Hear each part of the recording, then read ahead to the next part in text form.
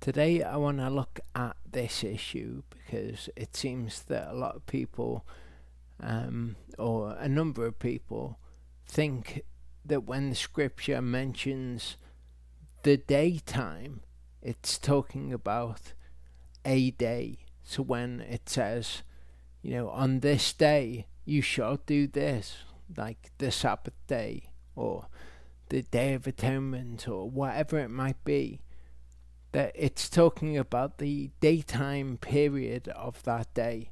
And we've had a comment in recent history on Torah portion Bereshit, which perfectly illustrates this misunderstanding. So I'm going to use that comment as a vehicle through which we can see what the misunderstanding is.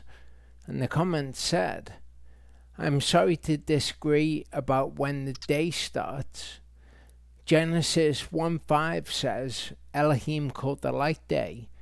Therefore, it is not possible for the day to start in darkness. Elohim clearly defined darkness as night. So when it goes on to say an evening and the morning were the first day, or day one, all that has been stated are the boundaries of daylight. It is not a sequence of events. If it were a sequence of events from evening to morning, you would be describing a 12-hour period which encompasses darkness, which we know has already been called night. Yehovah is not the author of confusion.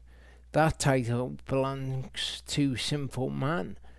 Some will say, so why then did it not say morning and evening?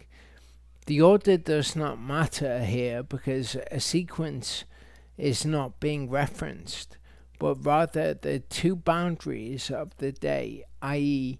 evening and morning. I'm fully aware that in Genesis 1:2 it says the earth was in darkness, meaning night, as it was later called. However, the problem here is sinful man has taken the night and the day and called it day, specifically 24-hour day.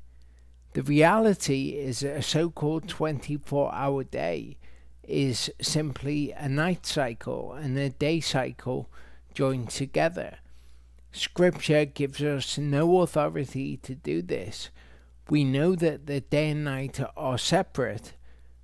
Genesis 8:22 reiterates this. See also Jeremiah 33:20. Some will say that because the earth was formed in darkness, this must be when the first day started. They then use Exodus 20:11 to say in 6 days Yehovah created or made the heaven and the earth. Therefore, the night must be day. A plain, unbiased reading of the text does not support this idea. This understanding comes from millennia of ingrained Babylonian thinking, which has been accepted by simple man. So I think that explains the position that some people have pretty well. I will go through this comment bit by bit and examine its claims and see whether they are true. But I would like to start by looking at one thing that is said, which is commonly said by people who are confused by the scriptures. And that is, Yehovah is not the author of confusion. That title belongs to sinful man. And there's something valuable to take from this. When we are confused, it doesn't mean that Yehovah is the author of confusion. It means we are confused. He states plainly in his word, what is so. If we are confused by it, it doesn't mean that Yahovah is the author of confusion. It also doesn't mean that where there is confusion on a matter, that Yahovah has said that things are one way or another. The way that you think things might be is not the way that they are, because otherwise you would be confused. But we'll look at this as we go through. So the comment starts, I'm sorry to disagree about when the day starts. It's very important when people disagree that they say that they disagree and why, so that can then be addressed.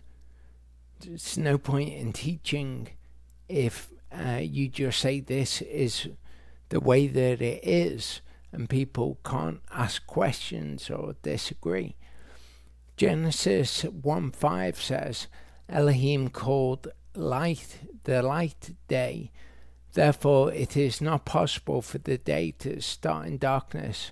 Elohim clearly defined darkness as night. And in as far as it goes, that is correct. The day doesn't start in darkness. The day is different, however, to a day, as we will see. Day and night all together make a day. So the Sabbath day isn't the Sabbath daytime.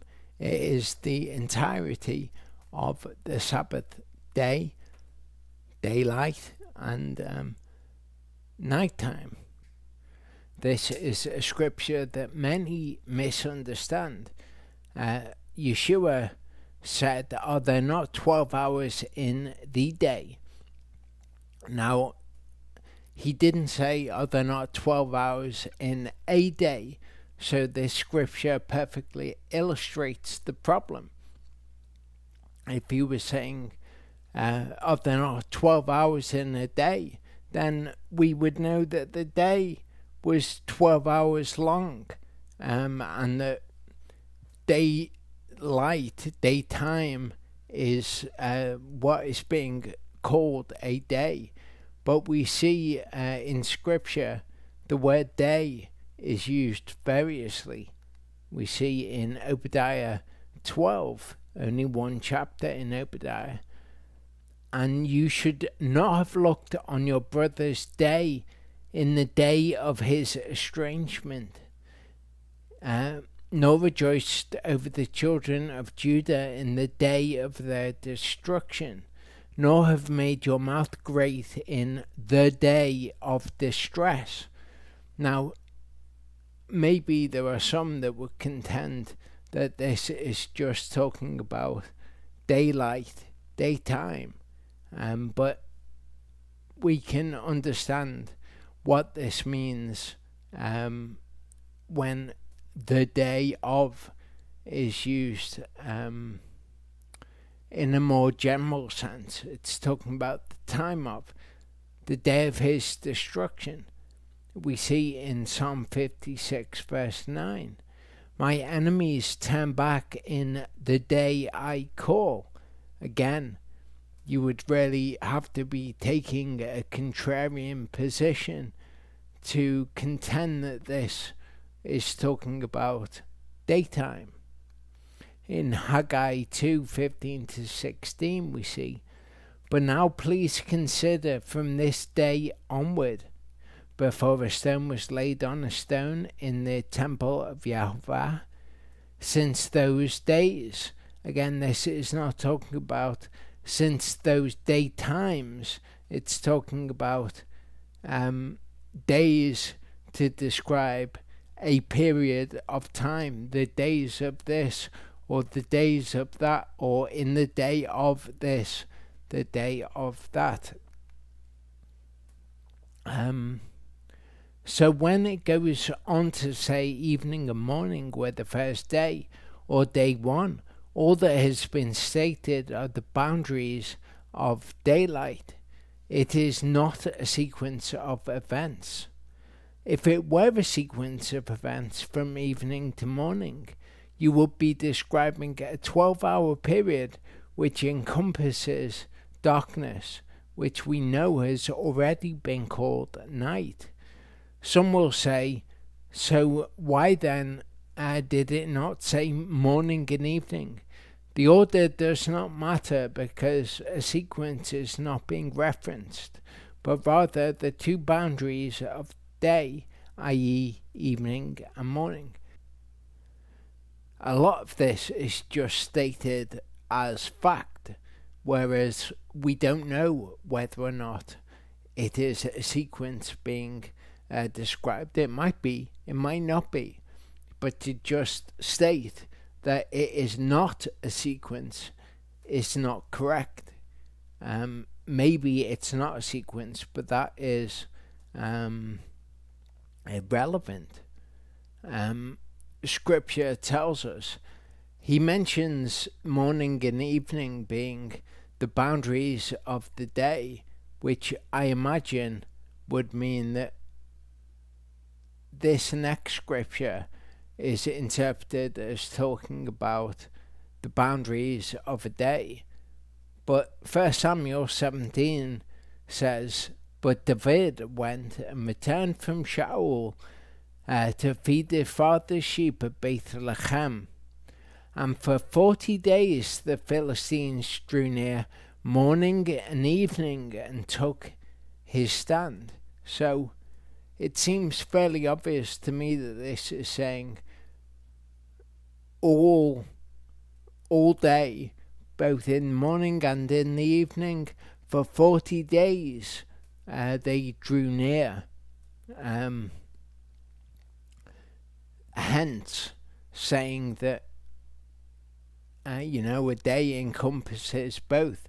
But I can imagine that this person might well say, well, no, it's just talking about the morning and the evening, the boundaries of the day. But that doesn't really make any sense if you consider what that would mean. That would mean they came in the morning at the beginning of the day, and then they came in the evening at the end of the day. Whereas what this is describing is that they were there for 40 days, morning and evening, continuously. But maybe you'd say this doesn't quite nail the fact that morning and evening are both part of a day. So we'll continue. I'm fully aware that in Genesis 1:2 it says the earth was in darkness, meaning night, as it was later called. However, the problem here is sinful man has taken the night and day and called it day, specifically a 24-hour day. The reality is a so-called 24-hour day is simply a night cycle and day cycle joined together. That's correct, and that is exactly what we see in Scripture, the night and the day making a day. It is funny to me that this constantly references sinful man, as if sinful man can't reckon things correctly. It's kind of like saying, well, man is sinful, so any conclusions that they've come to are wrong. He goes on and says, the scripture gives us no authority to do this. Really? Well, I'm not sure that that's true. That is again stated as a fact, but whoever it was that wrote this comment is ignorant to the scriptures. Not that they don't know anything that the scriptures say, but they don't know everything the scriptures say. Leviticus 8:35 talks about day and night for 7 days. So that is a scripture which tells us exactly that day and night comprise a day. A day and night for 7 days, that tells us that a day is not the same as the day. The day is the day part of that. A day is the 7 days part of that. So day and night is a day. Absolutely no questions about that according to the scriptures. Or if you want to talk about it in those terms, the scriptures give us authority to call a day and night, because they call a day and night. Genesis 11:32 says, the days of Terach came to be 205 years. So if we were to understand this according to how people who believe that the day is a day, it would actually be saying, well, his days were 205 years. What about his nights? Was he in fact 410 years old when he died? Because he didn't just live for his days, he lived for his nights. No, it makes a nonsense of many of the scriptures to interpret when it says the days, or when it references day, to be merely talking about the 12-hour period that Yeshua referenced. Genesis 25:7 says, these are all the days of the years of Abraham's life. Again, it's not only talking about the daytime. And these are all the daytimes of the years of Abraham's life.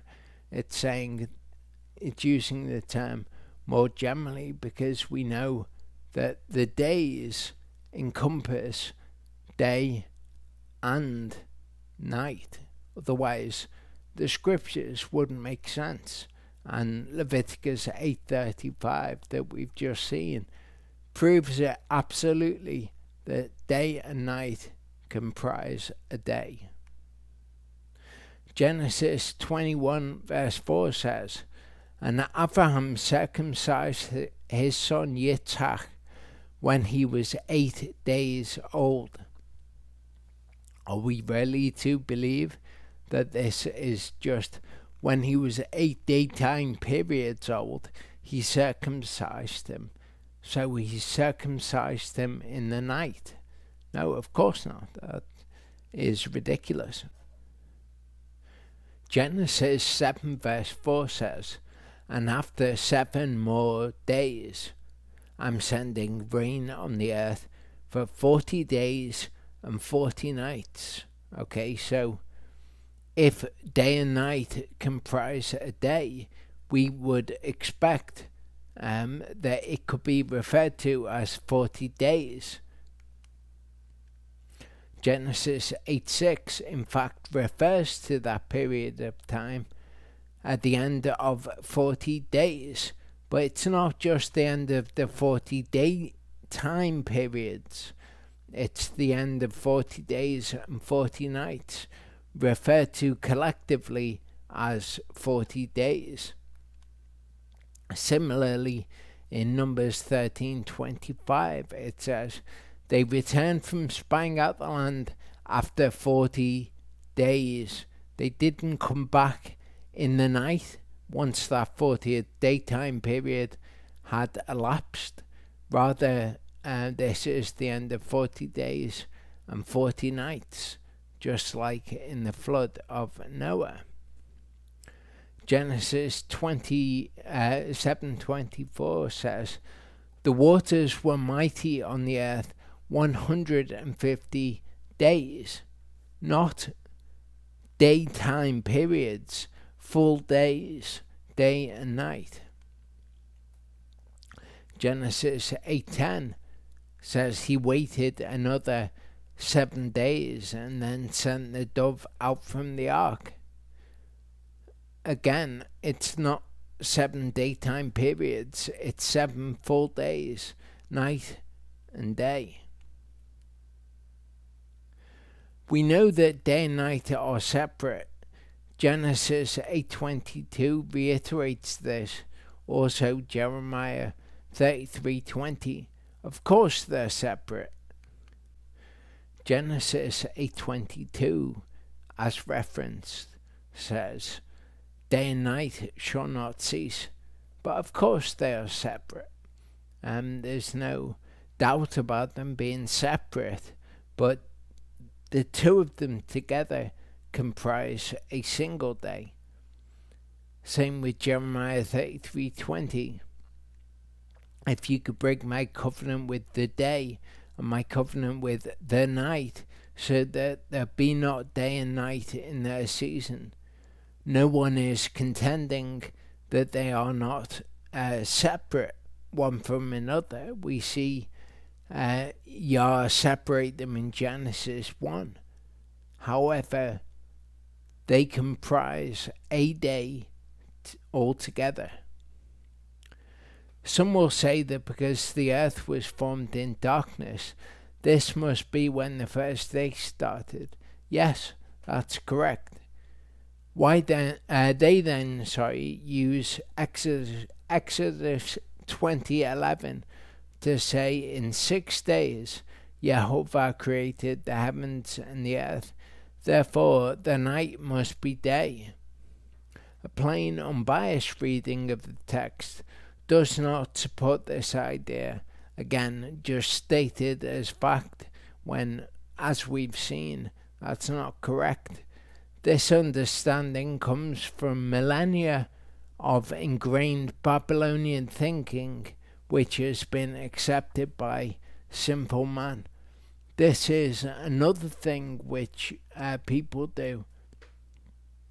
They say that any thinking that they don't like is Babylonian, but there's no historical source to suggest that it's Babylonian.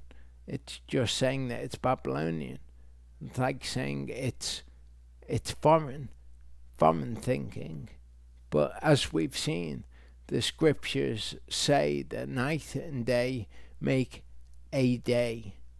They couldn't be any clearer on that.